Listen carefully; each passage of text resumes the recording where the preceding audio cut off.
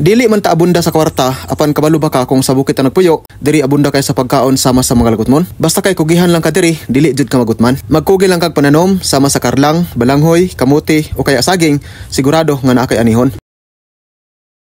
Kay sa bukid man lang kita nagpuyo, dili ta kapalit diri og tinapay, biskwit ug uban pa nga pwede nato ipamainit. Pero walay problema kay daghan kayong karlang. Imuhara ning lungagon, sulbad na ang pangmeryenda. Kay naa may karlang diri sa ubos among payag, ako ani gikuha og gikalot. Naggamit kog sundang para akong pangkalot, unya nagdala pug kog laban para akong sudlan. Mo na siya nindot nga gabi. Gamay ra kay punuan pero daghang kay kunod. So. Tapos na ako dinhi. Oh, daghan kay nagtapok ba.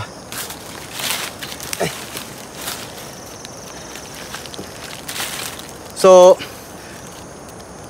kini po kaunang probinsya. Huwag gitaw ni nakakuan sa mo sa una, nakasalbar. Panahon sa grabe nga kapobrehon. Wala may kwarta pampalit og bugas. Kung naman gani kwarta, kuan lang ganing gamay ra kay iba. So mo gini amo ang madali-dali og panguha, lungag mo ni kauno namo buntag udto hangtod gani gabi. So grabe nga kapobrehon. So nagpasalamat gid pud mi sa Ginoo. Bisan tuod nga ingon ana ang hitabo sa moa. Pero wa mi nagpasagdan sa karon. Di man pud ingon gihapon nga kuan, nakaangat-angat lang gamay. So mo nang ginabalikan gid ako ni nga pagkaon. Sa una manggod, barato tuod ang mga palaliton sama sa bugas pero lisod pud kaayo pangitaon ang kwarta. Mauna akong wala mi pangpalit, padulong gid mi sa lagutmon. Naabot tong mga panahon nga parti kataas sa hulaw, hurot jud namo ang karlang diri sa bukid. Pati pagani ang saag nga mga balanghoy, wala na mo gipasaylo. Pagkahuman ako kalot sa mga unod, ako na pud nagipamutol ang dahon sa karlang kay ako nang itanom og balik. Kay para sunod puhon, na pud tay makuha. Nindot manggod ning itanom jud nato kay daghan siya og unod, unlike anang ibutang ra sa yuta. Kay kining tanuma manggod, mangunod gyapon ni siya bisan pag dili nato ilubong, labi na og mabutang siya sa humukon nga yuta. Pagkahuman ako kuha, sakto pod sa akong kailangan, ako naman pod isa ang mukaon, ako na ning gidala sa gripo aron mahugasan na. Ang source sa tubig namo nara mismo ubos sa payag.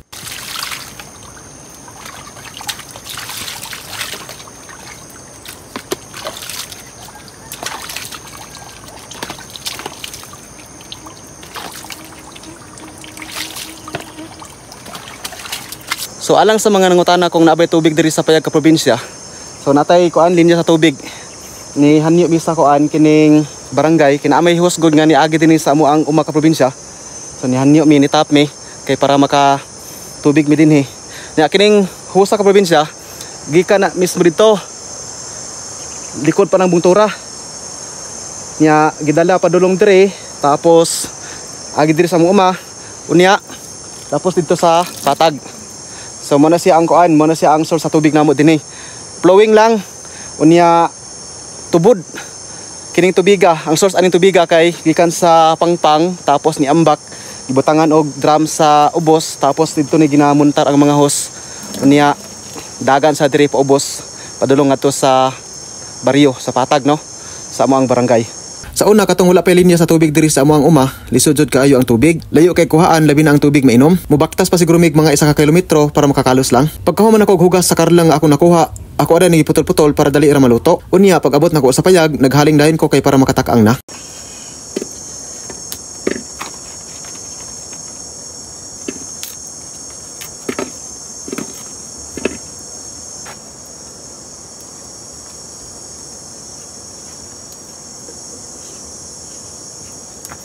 Samtang naghulat ko nga maluto, niadto sa kog sapa ubos diri sa payag kay para maligo. Kay gibati magugkog kaigang mao nang lami kayo itampisaw sa bugnaw kay nga tubig.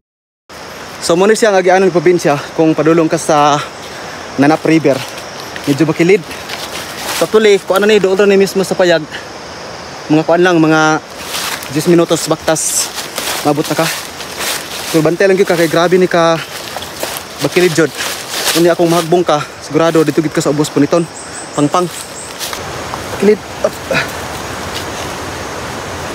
So hinahinga lang kita. Grabe ka ba kilit sa probinsya. Oops. So namin gibutang diri nga pisi. Pero gunitan nimo. Okay. Up.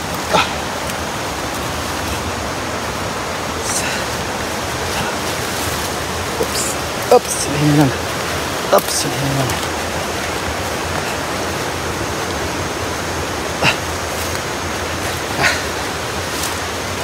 Pag abot sa ubos, mo na imong makita ang nindot kayo nga kinaiyahan. Bugnaw og limpyo nga tubig nga gipayungan sa malaberding dahon ug sangas sa mga kahoy.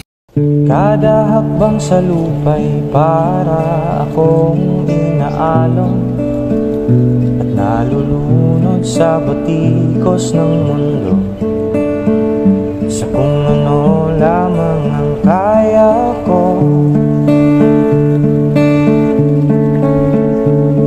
Atong ampingan ang kinaiyahan nga gisangon sa labang makagagahom sa tuwa. Dili pasipad-an og dauton aron apay maabtan ang sunod pa nga mga henerasyon. Dili lamang kinibalay apan pinaagi sa iyaha na ang kinabuhi. Kay kung madaot pud ang tanang nagpuyo diri, pati na kita nga mga tao.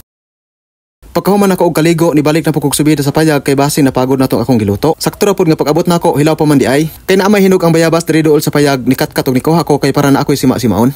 So mo siya ang hinungdan ka probinsya nga daghan kayo ang wala kahuman, wala ka graduate tungod ani na mayabas man di mo sunod og klase. Pagkaluto sa karolang og saging ka probinsya, ako asang gibraplane kay mag-init pa kog tubig para sa kape. Unya gibutang na pud ako sa gamay nga bawl ang ginamos isip sawsawan. Maudjod ba yan ang perfect nga paris ani mga lagot muna. Para lami jud ang kaon, nagkuha kog dahon sa saging ug gibutang sa gamay namo nga lamisa sa gawas sa payag. Nindot man gud ning ingon ani kay pagkahuman og gamit pwede ra ilabay. Unya pagkahuman ako anang giplastar ang karlang saging kape ug ginamos sa lamisa kay para makakaon na kay medyo gutom na jud. So diri sa bukid ka probinsya, basta kay dili lang ka masilan og mga pagkaon. Mukaon kag lagutmon sa maaning gabi, saging. So di gid ka mapas mo dinhi. Kay kini mga pagkaon na, mga lagutmon, makita ra ni dinha sa ato ang palibot. Basta kay kuguyahan lang pud ka mananom. So naagit kay ma-harvest. So ingani ka simple no, ang kinabuhi diri sa bukid. Simple ang mga pagkaon, simple nga panginabuhi. Ang pinaka-importante dinhi is kontento ta sa ginagmay nga panalangin nga gihatag sa Ginoo sa tuwa. Walay stress. So, wala nato ginapresyo atong kagalingon sa mga butang nga dili nato kaya.